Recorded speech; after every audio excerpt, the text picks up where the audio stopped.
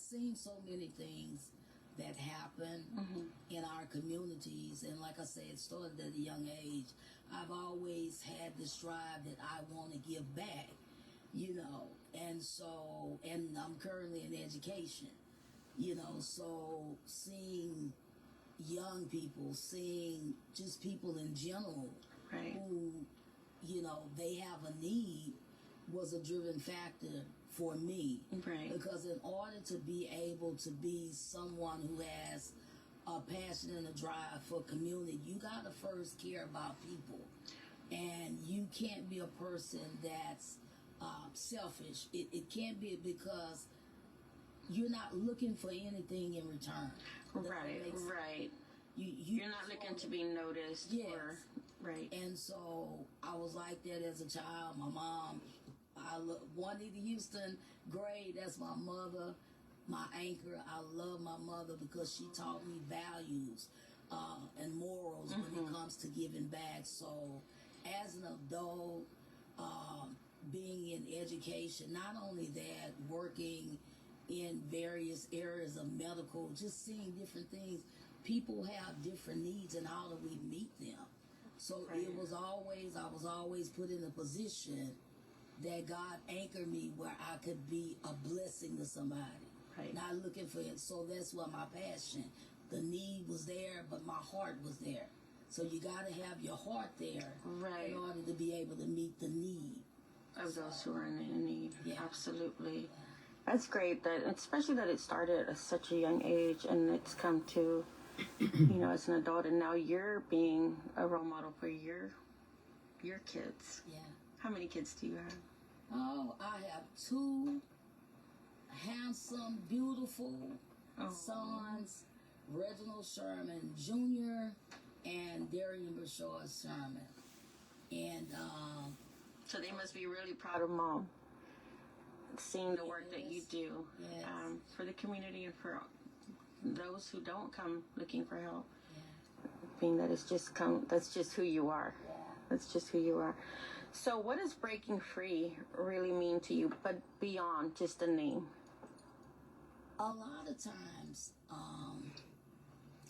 people are in bondage from Yes. different areas of their life. It could be homelessness. It could be self-esteem. It could be really not being able to be who you really are or who God called you to be, you know. And so sometimes we all need that push or that driving force that says, you can do it, you coming out of this. And for me, if I can be transparent, I'm a product of Break Free. So when you go through those different phases in your own personal life, and then God breaks you free from all those different areas, that's where my passion comes from, because I'm passionate about seeing people free, because it first started with me. Right. And So it's a hard thing. yeah. Yeah, no, absolutely. I've been there. And it's just amazing to be there or be that support for those who are in that position. And it's just so rewarding to see them breaking free. Yeah, And having that hope yeah, that things will get better or that God does have a plan for them. most definitely. You know, I'm a big believer. So yes. Yes, because you know we've all been there, and I feel a lot of people don't have that support, Yeah. and it's great to have organizations like that Yeah, or like yours yeah, to be that support for that person to move forward, especially our youth in these days in Houston. You know, Houston's growing. We have a lot of people coming from all over. yes, And there's just a lot happening in Houston now. most definitely. And so our youth, especially in the inner city, need that support. Yeah, That there is more out there and that Yeah. there is help yeah. that they can get. That's great. So what are you seeing in the community that, I know you talked about homelessness, but what is happening in the Houston community that is happening that people don't realize. Like me, I'm from the Tomball area, Spring area. Yeah. So we really don't know what's happening unless we come into the Houston area Yeah. or news. Because, you know, we don't hear. Yeah. Yeah. Homelessness is one of them, but another big thing is the horizon or our young people. Mm-hmm. I mean, because when we look at it from a stance of where we are as a community, especially us, the elders or seniors, we have legacies that we need to leave, right? Right. So our young people are being impacted, right? You see a high-rise court systems, not all young people, you know what I'm saying? Right. Some young people are doing extremely well. They're navigating through life really well. You understand what I'm saying? But it's a high rise out there that we're losing. Mm-hmm. And how do we get them? You know, and I'm very transparent because my two sons are ex-gang members. So we haven't got to that part yet where it talks about the gangs program, which is greatness, accountability, never give up successful outcome. And the reason why I'm bringing that up now, because it's related to our communities with our young people. They are dying out here. How are we going to navigate to get them? Because they also have to leave a legacy for generations to come. Right. Right? Right. Yeah. Yeah. Yeah, and I'm glad you talked about it because that's what I was going to talk about next. It was your initiative support for gang or transitioning out of that lifestyle. Now knowing that your sons were in a gang, and I'm sure now they're thriving. They're thriving. They are thriving. Thank you, G. Yes, thank you. They are thriving.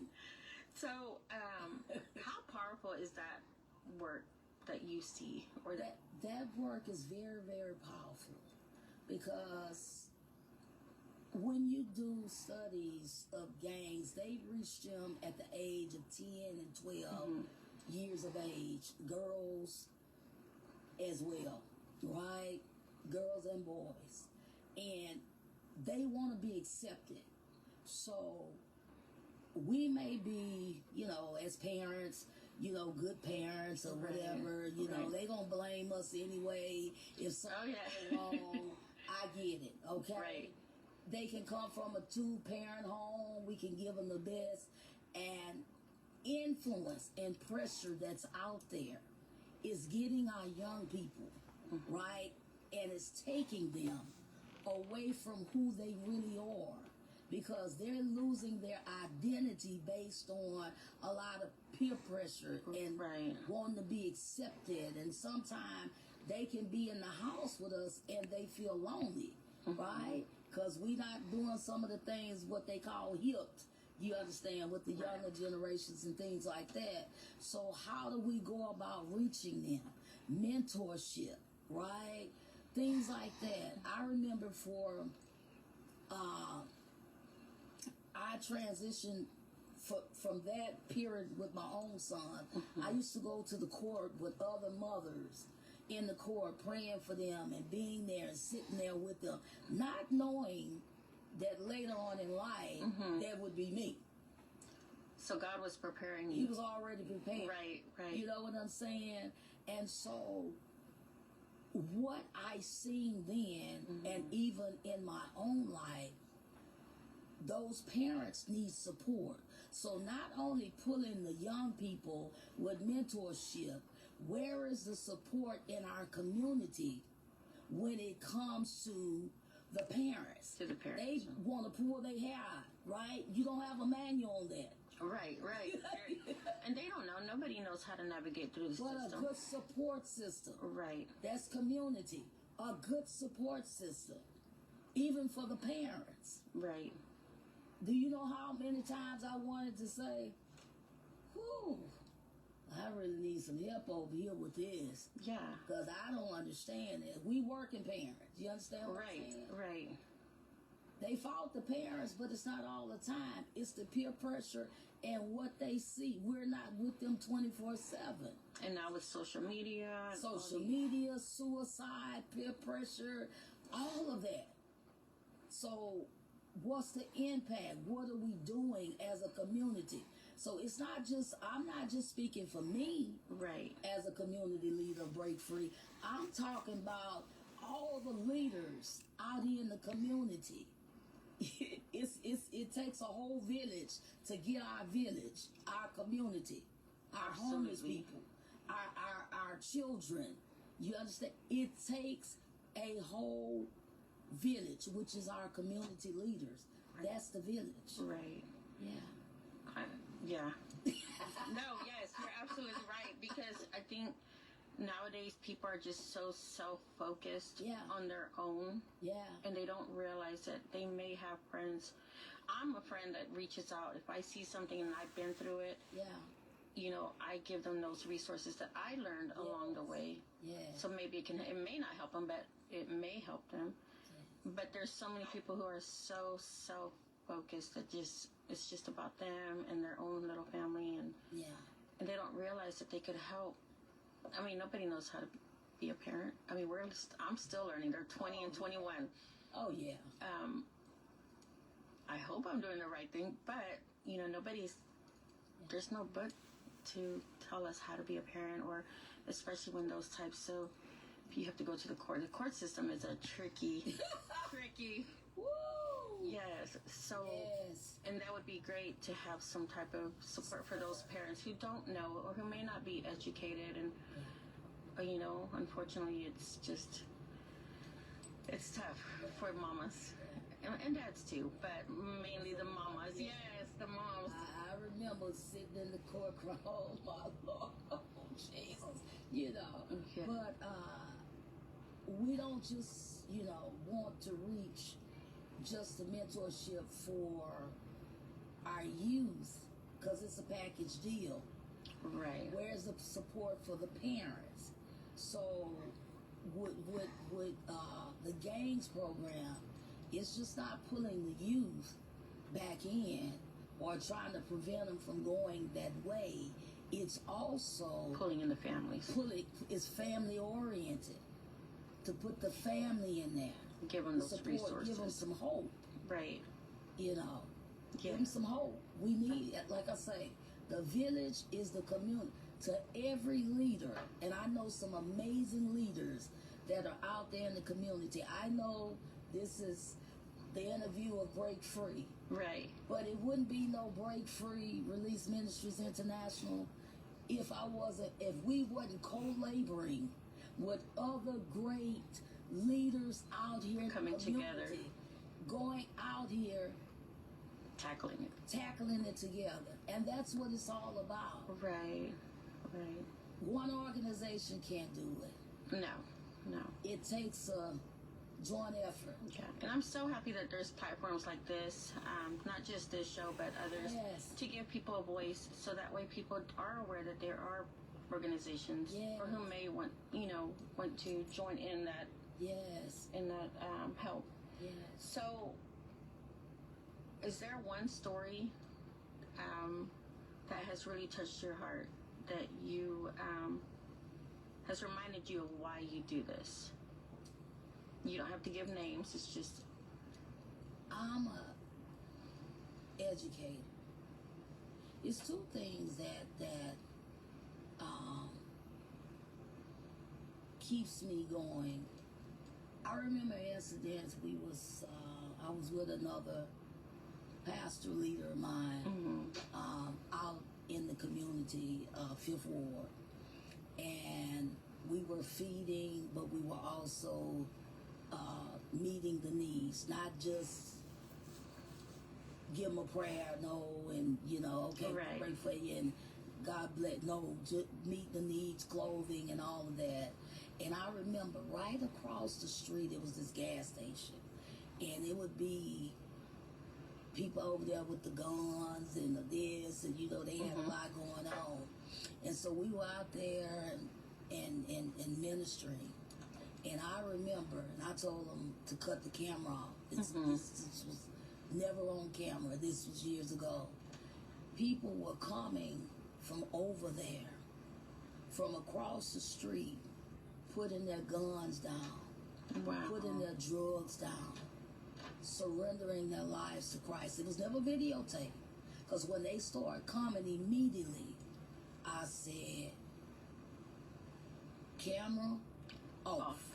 Because we got, we have to videotape some things, Right. you know, because you're non-profit organization, you won't see them out in the community. But where's your heart at? Because those were sentimental moments. And when you see people coming off, and for a while we still kept checking on them, see how they were doing, what their progress was, and people turning their lives around Wow. and giving up the streets. For me, that lets me know that there was an impact. I tell people all the time, don't be an influencer. Influencers are people who want you to be influenced by them. No. Right. When you are impactful leader, you want to see change happen in our communities. Right. Impact versus influence. Impact brings about change. We're trying to change the trajectory of people's lives. Yeah. Yeah. Wow. And another instance was to see, I love the seniors, the elderly, Right. and to see their lives change, meaning that we have not forgotten about them. And I know they feel forgotten. Yeah. Yeah. And so that's another reason why I'm so driven, because had they not paved the way, I wouldn't be sitting here right now with you. Absolutely. Absolutely. Because I'm standing off some seniors' legacy that they've imparted in my life. So they have passed the torch or baton and say, go It's your turn. finish the race. Right. Right. Yeah. That's powerful. Yeah. Yeah, I love that. So I'm sure that there's so many God moments that you have witnessed. Yes. And, I love that you turned off the cameras, because, again, that was a God moment for people to be bringing their drugs or their guns and Yeah. to put them down and to just surrender. Yeah. And it's hard to surrender. Yeah. It's very, Yeah. it's very hard to surrender. Yeah. That's great. That's great. So we're going to go on to, you also offer counseling and life coaching. Yes.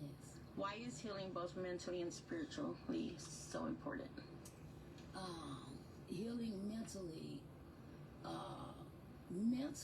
if your mindset is not changed, then you can't move forward. It's like you're in a place where you're stuck, right? You can't function. You're dysfunctional, right? So it's very, very, very, very important when it comes to, a lot of times people stereotype counseling. Oh, we shouldn't do that. Oh, that's for, listen. Yeah. Do you know how many people need therapy? Suicidal, dealing with things that they are suppressing, Yes. that they're holding in, because they need an avenue that is safe, that they can express how they feel, right? That's therapeutic for them to be able to get it out, opposed to holding it all in, right? Yeah. Because that can destroy them. Oh, absolutely. Yeah. Yes. And it's great that you offer that, especially for minorities. I know in the Hispanic community and the Black communities, at one time it was just so frowned upon Yes. to go see a therapist, because that generation was like, why are you telling the family business, or that's something you need to handle on your own. Yeah. But I think it's great that there's, I wish I would have had it in those days. It would have really helped with some things. But it's great that there's organizations like yours who do assist with that as well, because our youth, again, and even our elderly could use it, because I'm seeing a lot of elderly that could use, and of course they resist, but I think it would help them. It would help them tremendously. And life coaching is basically helping a person navigate their purpose, where they're trying to get in life. They call me the Dr. Yo, the unmuzzled coach, because so many people are muzzled, and muzzled means restrained. They are restricted and restrained in their purpose. Some are in fear of, can I really do this? Am I qualified to do this? Oh, I don't look like this to do this. I don't talk like this. I'm not eloquent of speech, right? I don't have the education. But what I tell people is, be in your lane. Who has God created? And I'm going to never leave God out. Right. Who has God created you to be? What is your purpose? Right? And everybody, I don't care who it is, everybody has a purpose. So what coaching does, it helps them navigate through the walks of life of their purpose to get them where they need to be. So that when they walk in their purpose, they can turn around and go get somebody else and do what? Walk them in their purpose. So that's what life coaching to me means. It's about you reaching your full potential and knowing who you are and who God has created you to be, so that you can be an instrument to somebody else to be able to walk in their purpose. And walk with them if they need it. Exactly. I love that.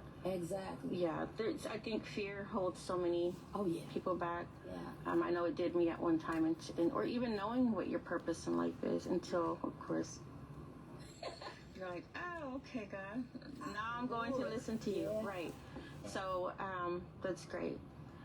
So what would you tell somebody right now who's watching, that if they're watching, they're struggling, what would you directly say to them right now? The first thing I will tell them. Oh, and I'm so sorry, and we're under 2 minutes, so. Is to pray. Okay. Seek God's direction. And then allow Him to navigate your life in order your steps. That's what I would tell them. Because in that, He will send the people to help. If you seek His direction, He will navigate every person, purpose, and He'll bring it all together. Right. Yeah, I love that. So one quick thing. I know you have an event coming up. So why is it important to you to celebrate people? The reason why it's so important to celebrate, a lot of people do things as leaders. They're not looking for a pat on the back. They're not looking for, no recognition or anything like that. They simply do it from the heart. Right. And so celebrating leaders to me is basically telling them, keep doing what you're doing. Keep doing what you're doing. And guess what? You ought to be proud of yourself, and we are too. I love that, Dr. Sherman. It has been so great having you on the show. I definitely want to invite you back because I feel like there's still more to talk about. Yes. And so it's just been great. And so thank you, everybody, for watching today here at La Jefas. And we will see you next week.